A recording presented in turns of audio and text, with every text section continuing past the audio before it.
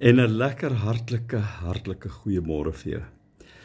Eendag sukkel 'n seentjie met 'n ding en die pa wil daar wegspring om hom te gaan help. En die ma sê los.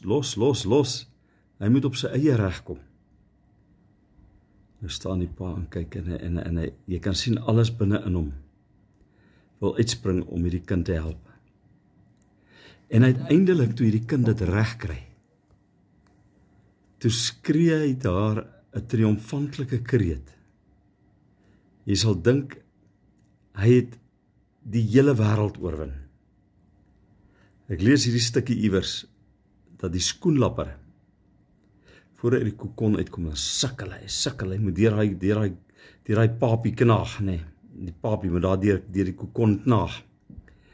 En nou beweer hulle dat as jy hierdie papie help, dan is die skoenlapper se vlerke nie sterk genoeg om self te kan vlieg nie.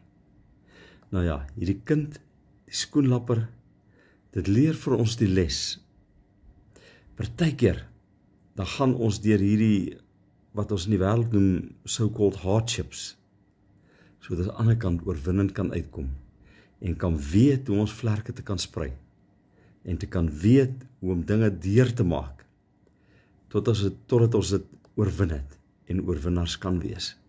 Ek weet nie wat, of jy dalk uit jou kokon moet uitknou dinges nie, of jy dalk iets moet klaarkry wat jy nie kan klaarkry nie, maar ek weet een ding, moenie ophou nie.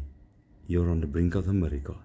Here, help ons om aanhoudend hierdie goedjies te vat, en deur te bid en deur te maak, soos wat ons moet, sodat ons meer as oorwinnaars aan die kant kan wees. Amen. Papa, jy moet 'n lekker dag hê.